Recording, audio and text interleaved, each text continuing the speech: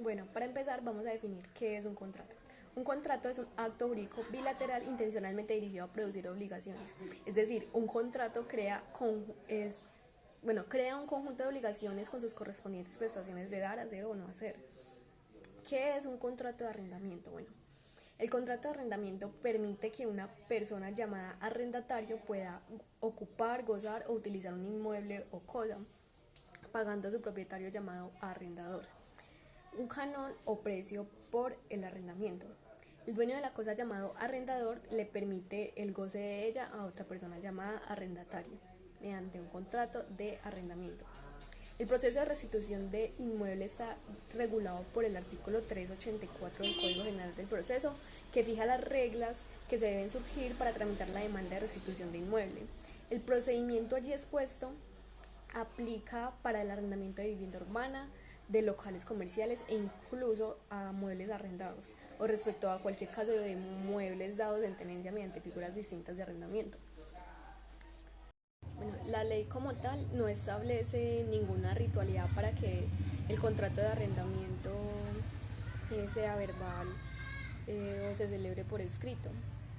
Para efectos probatorios, obviamente lo más recomendable es que siempre se haga por escrito, para evitar obviamente conflictos sobre cuenta de intereses entre el arrendador y el arrendatario o otro tipo de problemas.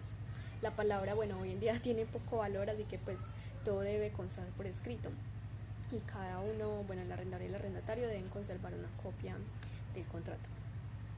El contrato de arrendamiento no debe ser autenticado, digamos que no es un requisito como tal formal, pero obviamente se recomienda hacerlo para efectos probatorios.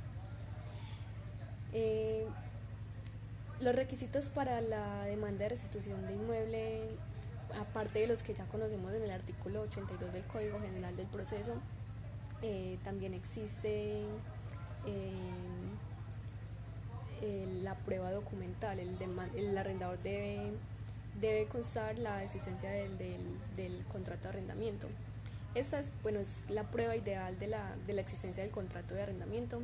Es el documento escrito donde conste el contrato de arrendamiento, pero si no se cuenta con ese documento porque se extravió, se trata de un contrato de arrendamiento verbal, se puede también recurrir a una prueba testimonial.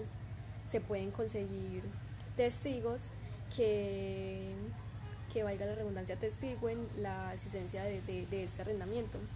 También sirve como prueba de confesión de parte de interrogatorio la parte extraprocesal según el artículo 384 del Código General. Hay otros requisitos para la contestación de la demanda por parte del arrendatario. Y admitida y notificada la demanda, el arrendatario puede contestar la demanda y para ello hay un importante requisito que se debe cumplir en los casos en que la causal de restitución tiene que ver con la mora y el pago de los cánones de arrendamiento. Cuando un arrendatario incumple las obligaciones derivadas del contrato de arrendamiento, como el pago de canon de arrendamiento, servicios públicos, administración, etc., el arrendador puede iniciar una demanda de restitución del inmueble y el arrendatario no podrá ser oído. No puede presentar su defensa hasta tanto no haya pagado ante el juzgado lo que se le acusa de deber o presente pruebas de que sí lo ha pagado. Terminación del contrato de arrendamiento. El contrato de arrendamiento, así como se firma, se puede terminar tanto de común acuerdo entre las partes o unilateralmente por el arrendador o por el arrendatario. El contrato de arrendamiento, por regla general, termina cuando expira el plazo pactado y una de las partes opta por no renovarlo. Sin embargo, existe una serie de causales por las cuales el contrato de arrendamiento puede ser terminado unilateralmente por cualquiera de las partes. Tanto el arrendador como el arrendatario pueden dar por terminado el contrato de arrendamiento en cualquier momento y las consecuencias van a ser distintas dependiendo del caso y pues si obedece obviamente a una causa justificada y legal. Las causales para terminar el contrato de arrendamiento están dispuestas en el artículo 2008 del Código Civil. Esta contempla, como a nivel general, causales para terminar el arrendamiento, las cuales son, como ven en pantalla, por la destrucción total de la cosa arrendada, por la expiración del tiempo estipulado para la duración del arriendo, por la extinción del derecho del arrendador según las reglas que más adelante se expresarán, por sentencia del juez o de perfecto en los casos que la ley ha previsto. Pero existen otras causas contractuales que las partes pueden incluir en el contrato de arrendamiento. Las principales de ellas es el incumplimiento de las partes, como no pagar el canon de arrendamiento o incumplir las obligaciones legales y contractuales. Absolutamente todo contrato debe llevar una cláusula penal o de incumplimiento en la que se estipule la consecuencia para quien incumpla con el contrato, que puede fijarse y medirse los cánones de arrendamiento en valores previamente determinados. Se reitera que en el caso del contrato de arrendamiento de vivienda urbana, la ley considera unas indemnizaciones para el caso del incumplimiento. En el caso de arrendamiento de locales comerciales y demás inmuebles distintos a la vivienda, se pagará la indemnización, multa o la pena que hayan previsto en el contrato. El derecho de retención en materia civil es un mecanismo conservativo. Cuando se firma un contrato o se hace un negocio, el acreedor puede retener la cosa que tiene en su poder hasta cuando el deudor no cumpla con su obligación o pague la deuda. Y ese es el principio que gobierna el derecho de retención. El derecho de retención se utiliza mucho como garantía para que la parte que debe, ya sea cierta cantidad de dinero o intereses, o las dos, las indemnizaciones o pagos de perjuicios, se vea totalmente obligada a cancelar dichos valores a cambio que le sea entregado el bien que le fue retenido. Puede ser, a manera de ejemplo, una casa, un carro o algo pues de valor. El derecho de retención en el contrato de arrendamiento, en el derecho de retención permite al arrendador apreender los muebles y cosas que el arrendatario tenga en el inmueble, como ya les indiqué. En materia civil, el derecho de retención se puede ejercer en los siguientes casos. En la prenda, el acreedor puede retener la cosa dada en prenda mientras el deudor no haya pagado la totalidad de la deuda más los intereses, los gastos en que haya incurrido el acreedor para la conservación de la prenda y los perjuicios que le hubiera ocasionado la tenencia de la misma. También podrá el acreedor, una vez cancelado por parte del deudor el crédito de sus intereses, va a poder retener la cosa dada en prenda. Si el deudor le debe otros créditos que sean ciertos y líquidos que se hayan constituido después de la obligación para la cual se ha constituido la prenda y que se hayan hecho exigibles ante el del pago de la obligación anterior. En el contrato de comodato también es un tema diferente, pero específicamente vamos a seguir hablando del contrato de arrendamiento. Hablando de términos que tiene el arrendatario para contestar la demanda, en el caso de los procesos verbales, el artículo 369 del Código General del Proceso nos dice que el término para poder presentar la demanda son 20 días. Es el plazo que tiene el demandado para contestar la demanda y proponer las excepciones que considere pertinentes. Tratándose de procesos verbales sumarios, el plazo es de apenas 10 días, según lo dispone el artículo 391 del Código General del Proceso.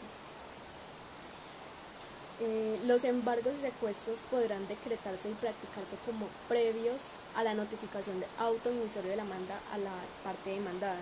En todos los casos, el demandante deberá prestar caución en la cuantía y en la oportunidad que el juez señale para responder por los perjuicios que se causen en la práctica de dichas medidas.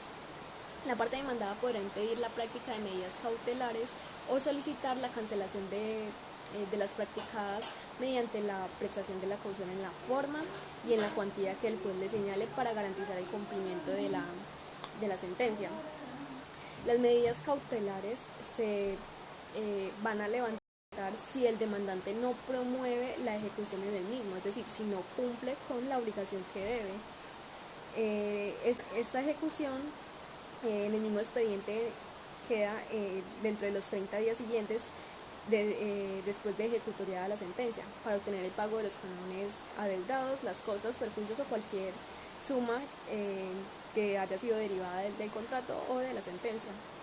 Si en esta se condena en costas, el término se contará desde desde que se haya ejecutado el auto que las apruebe, y si hubiera sido apelada desde la notificación del auto que ordene obedecer lo dispuesto por el superior, por el juez. Las medidas cautelares se pueden solicitar antes de notificar la demanda para evitar que el demandado pueda insolventarse.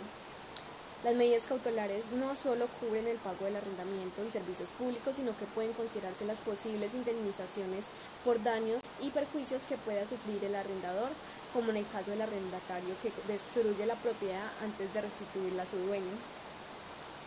La restitución provisional del inmueble nos indica que el demandante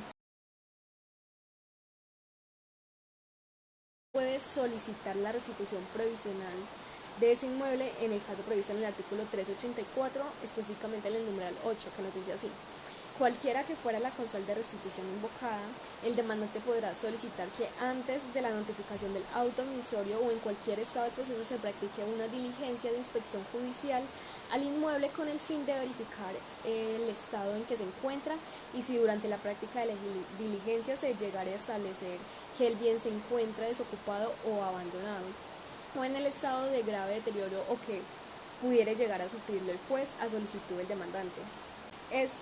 Podrá ordenar en la misma diligencia la restitución provisional del bien inmueble en cuestión, el cual se le entregará físicamente al demandante, quien se podrá abstener de arrendarlo hasta que no se firme y quede ejecutoriada la restitución de ese bien, hasta que el juez no lo ordene en la sentencia. Durante la vigencia de la restitución provisional se pueden suspender los derechos y obligaciones derivados con el contrato de arrendamiento a cargo de las partes. Esto que acabo de decir es de mucha utilidad en los casos en que los inquilinos que de mala fe destruyen el inmueble cuando se enteran de que van a ser desalojados de él, cuando causan un daño, dañan paredes, rompen ventanas o queman la casa, puede ser. Entonces es como un mecanismo muy eficaz. Los procesos de restitución de inmueble de única instancia, no todas las demandas de restitución de inmueble son de única instancia. El Código General del Proceso nos indica en el numeral 9 del artículo 384 que solamente son de única instancia cuando la causal de restitución sea exclusivamente la mora del pago del canon de arrendamiento. El proceso se tramitará en única instancia en ese caso. Si la causal de restitución alegada por la demanda obra única y exclusivamente sobre la mora o no pago del arrendamiento, entonces será un proceso de única instancia. Si el demandante se alegan otras causales, aparte como intereses, la mora pues, del pago, ya no va a poder ser un proceso de única instancia. Gracias.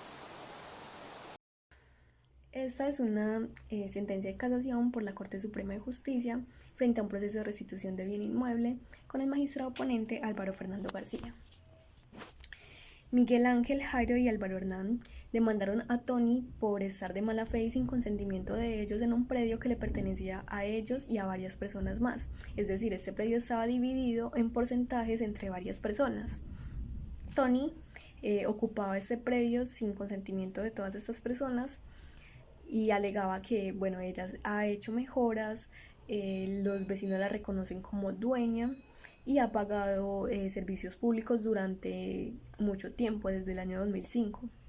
El juez de primera instancia reconoció estos aspectos a Tony, negándole algunas cosas y otras no, como las mejoras de la casa, como la indemnización de cosas, etc.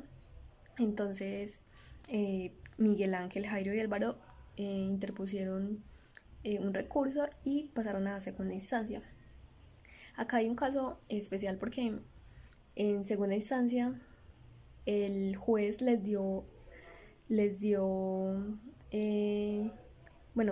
concedió sentencia a favor de los demandantes, pero no se los dio a favor de las otras personas que también eran dueñas de ese predio por no haber hecho esa sentencia con ellos, por no haber demandado con ellos. La sala de casación eh, se refirió a eso y derogó, bueno, toda decisión que haya tomado los dos tribunales anteriores, de acuerdo a que ellos son, el hecho de que no hayan demandado todos los afectados de este predio, no quiere decir que no lo reconozcan como también dueños de, así sea de una parte de ese predio. Entonces se sobreentiende que que si hay una discusión a favor de ellos, se debe conceder a favor de todos porque se está reconociendo que no solamente son ellos los dueños de este predio, sino otras personas más. Entonces la sala de casación decide darles a favor de ellos la restitución de este bien inmueble y no condena en costas y no hay indemnización ni daño por perjuicios de lucro cesante y daño emergente por Tony hacia ellos, hacia los demandantes. Muchas gracias.